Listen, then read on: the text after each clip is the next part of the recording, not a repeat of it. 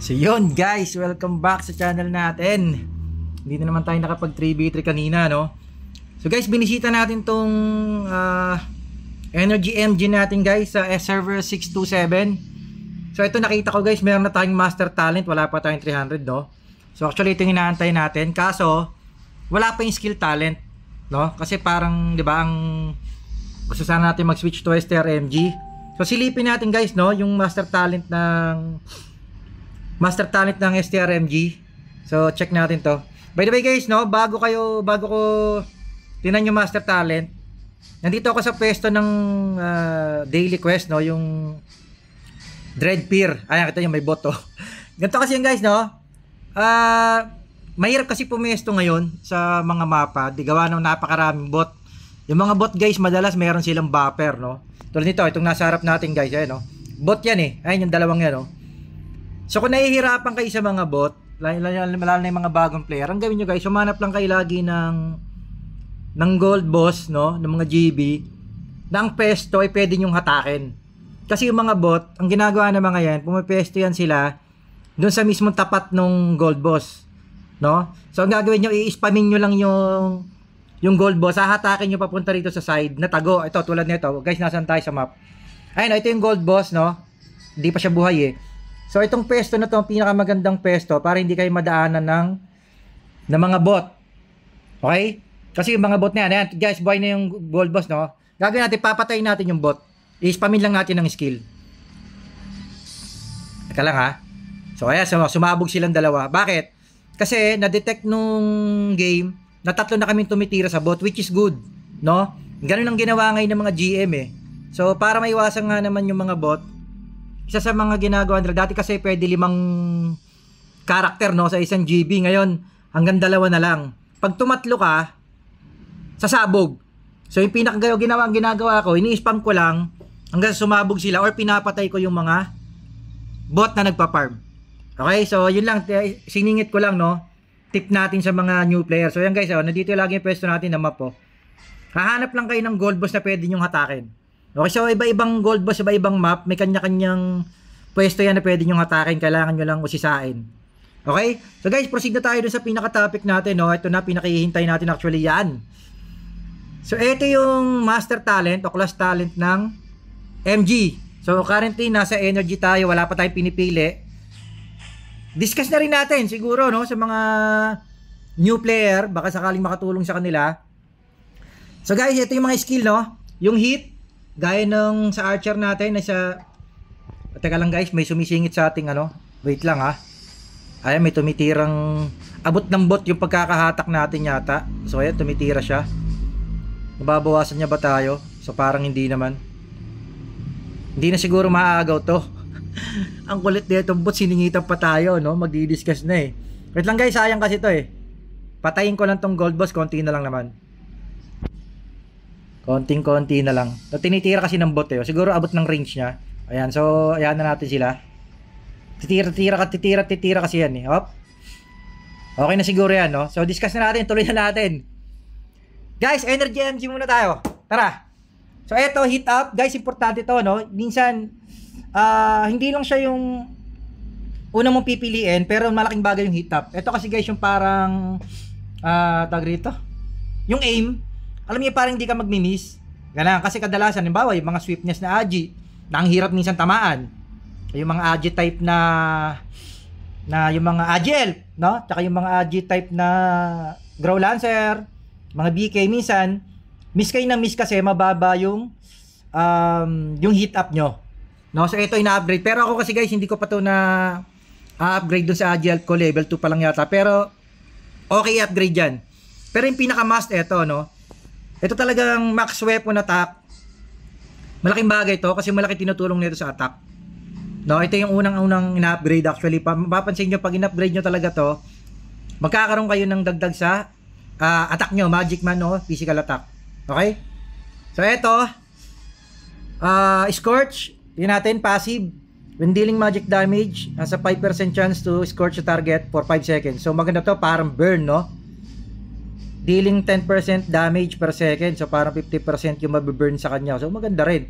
Kung mataas ang mataas ang attack nyo, Tapos para magbi-bleed yung kalaban nyo nito, no? Magbe-burn. Paso 5% chance lang eh. So, panis pa rin sa poison arrow to, kumbaga, no? Sipin mo 5% chance lang, yung baba ng 5% para sa akin. So, di talaga maganda. Ito int up, lagi naman, tsaka combo up, yan. Madalas naman, guys, ito yung ano, no? Int up, combo up, sa mga ano naman, STR up, sa iba naman, AG up, combo, ganun lagi. Ito yung second skill niya, maximum. Increases damage dealt by 20% and damage taken by 15%. Okay, parang buff to sa attack nyo, tapos buff sa defense, no? Nga lang, 6 seconds lang itatagal, yung parang pinaka-dodge to, no? So, okay din. Kumbaga, ipang-burst nyo or ipang-tatakas nyo, malaking bagay, no? Okay, so jump tayo. Pyroblast, ito yung mga skill na i-upgrade. Aurora, AOE. Ito yung pinakahuli nila, no? Dark Pyroblast deals attack 450%. Ito, Makate. Pucha. 450% damage to a single guys, ito masakit ha. Dark Pyroblast ng AMG, no? Puta, lintik to. 450, guys. Isipin nyo kung 10k ang damage nyo. No? Hindi ibig sabihin, bibira kayo ng mga 40k plus, no? 45k. Tapos 30 seconds na ang cooldown. Masakit to, ha? So, guys, ito yata yung masakit si AMG, no? Isipin nyo, 450% attack damage. Solid to. Ayaw ko kung ano level 2 nito. So, guys, ito siguro yung minsan masakit sa mga AMG pag kargado, no? Dalo na siguro kung i-upgrade to sa skill talent. Yun ang problema, wala pa tayo skill talent. Hindi kasi ako masyadong familiar sa Energy MG, guys, no? Hindi kasi talaga to nilaro. Pero tingin ko kung 450% damage ng single target, masakit to. Kung 10k lang, kahit 10k lang ang damage nyo, 45k to, no? Minus dun sa depth. Kung sabihin na natin may depth silang mga 8k, hindi 37k, wala pang crit yun, guys. Parang okay din yung skill ng Energy MG, no? Ang problema kay si MG talaga, guys, no? Madalas, ewan lang din natin, no? Siguro nga, hindi lang natin nakikita na may MG kargado. Madalas kasing MG talagang pang F2P. Pero siguro kung kargado rin yung MG, tapos ganito yung skill, 450 attack damage, makati to, ha? Kumbaga yung poison arrow natin, 170%, ay 175% times 5 eh. Hindi, mas masakit yung poison arrow. Yung nga lang, dahan-dahan. Hindi kagaya nito na biglang ano, no? Anyway, so yung guys, no? Energy MG. Guys, puntahan na natin tong Bravery, no? Ito yung STR MG. Ito yung pinakihintay talaga natin i-review. Okay, so yun din yung first 3 skill niya sa unahan. Heat up, max weapon, tsaka min weapon, no? So again, yung pa rin ngayon. First skill. Ito, basahin natin. Deals attack 180% damage to the target. 180%, malaki ha. Within range and reduces their depth by 10%. Oh, parang pang assassin nga, no? Kasi 180% lang, parang mababa. Meanwhile, tapos inflicts burn to the target for 5 seconds. Okay, 5 seconds, dealing 54%. Ayun, may burn. Kaso 54% lang, ang baba, no? Kumpara dun sa poison arrow na 175% or 160 ba? 175. O parang ganun eh. Pero mababa to. 180% tapos 54, sabihin na natin times 5, 200. Mababa to, guys, para sa bleed, no? Para sa akin, ha. Ang maganda lang sa kanya, nag-negative depth din yung kalaban, ano? Pero mababa to, no? Anyway, tingnan natin yung susunod na skill, no? Para sa akin, mababa itong 180%, tapos magbi-bleed ng 50%. Para sa akin, medyo mababa, no? Pero nakikita natin, masakit yung STR MG. Bale, tingnan natin yung sunod. Okay, STR, tsaka combo, as in, lagi naman ganon. Eto, Frozen Blood. Ganon din, deals 180% at damage or target reduces movement speed naman. So yung kanina, depth ang babawasan niya, tapos movement speed, tapos dadagdag yung attack speed mo ng 5%. So parang mag-rage ka, no? Pero guys, ang baba ng 180%, no? Kasi parang kung bawa ang attack mo ay 10k, di 18k lang yun, minus pa sa ano, minus pa sa kung 8k ang def ng kalaban, di 12k lang ang isang palo mo, no? Parang ewan ko lang, ha, parang nabababaan ako sa damage, no? 180%. Sabagay, di pa kasi natin alam kung anong ng skill talent, kung anong mangyayari. Baka pure damage yung mga skill talent nito. Pero para sa akin guys, yung 180% medyo mababa. Pero mahirap magpakasiguro kasi nakita naman natin, no, masasakit yung MGSTR na kalaban natin. Kaya nga nag-iisip tayong mag-switch eh. Problema, hindi ko kasi pa makita yung skill talent, no. Wala tayong skill talent pa, di ko alam kung anong level siya makukuha.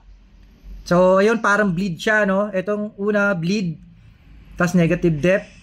Tapos eto naman, kung parang pag hinahabol mo yung kalaban nito, pag tatakbo, no? Kasi babagal yung takbo nila, para silang na-poison din ito, kasi walang damage. Tapos yung attack speed mo, bibilis, parang rage nga. So, ayun, Moon Slash. Ito yung mga skill niya, no? So, Flaming Sword. Ayun yung mga skill niya. Ito yung pinakauli. Guys, ito yung panghatak, alam ko eh. Atman Grip.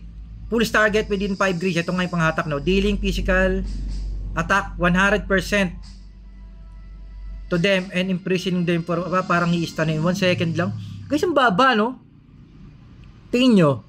Kasi kung ikukumpara natin dun sa AGL, yung Poison Arrow, guys, parang level 1 nun, 160% times 5 eh. No? Tapos yung focus attack naman nun, 110% lang, pero times 4, na may chance maging times 5. Itong baba, no? Kumbaga, 100%, kung 10k damage mo, tapos meron pang, syempre may dep pa yung kalaban, ano? Mababa, ano? Ewan ko lang, ha? Ang hirap kasi guys, di pa natin alam yung skill talent, eh. Kasi nakikita natin nga, di ba, na masakit yung STRMG. Pero ngayon sa nababasa natin, tingin ko, nagpapaboost talaga dito yung ano, yung skill talent. Kasi kung ganito kababa yung master talent niya, lalo na tong Atman Grip, 100% lang, mababa, no? Kumpara dun sa 450% nitong Energy MG, ito makate, oh. 450% damage, instant to. Guys, isipin nyo kung meron kayong 15k na damage, oh, sakit, ha? Lalo na kung magkikrit. Ayan, no? Pero yung STR, hahatakin, pero mababa yung ano, no? Baba ng bawas. So guys, hindi natin alam kung ano mangyayari sa skill talent, no?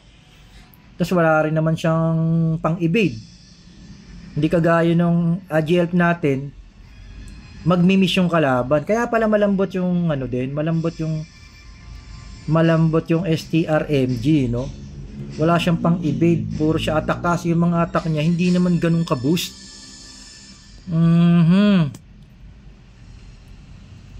So guys, kailangan nating makita yung skill talent pala talaga, no? Kasi hindi ito sa mga master talent niya, parang hindi siya masyadong, hindi siya ganun ka-OP, no? Kung ikukumpara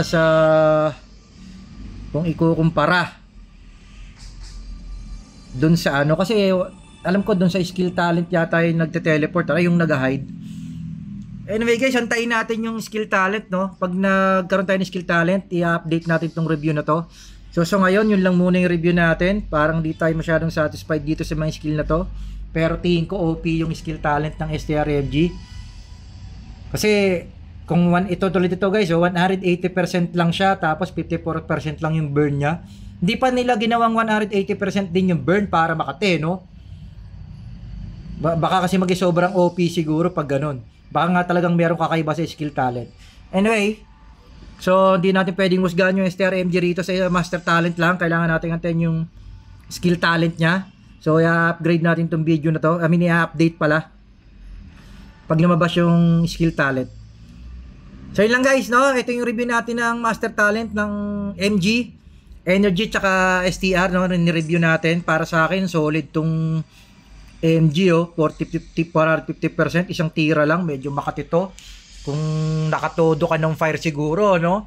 Naka-fire ka, tapos ang damage mo ay 15k, aray ko, masakit to. Tapos mag-crit, no? Tapos 30 seconds ng cooldown, solid. Kaya pala minsan may MG masakit. Anyway, yun lang guys, sa Zegabel S527 AGL, ni-review lang natin tong Energy MG natin dito sa dito sa server 627 natin. Ito yung pinapa-level natin para mabuksan yung skill talent ng STRMG kasi nagbabalak tayo mag-switch. So, update natin yung video guys pag na-open natin yung skill talent. Okay? Zegabel S527 AGL. So, yun yung review natin para sa Energy MG Master Talent. Out tayo guys, out.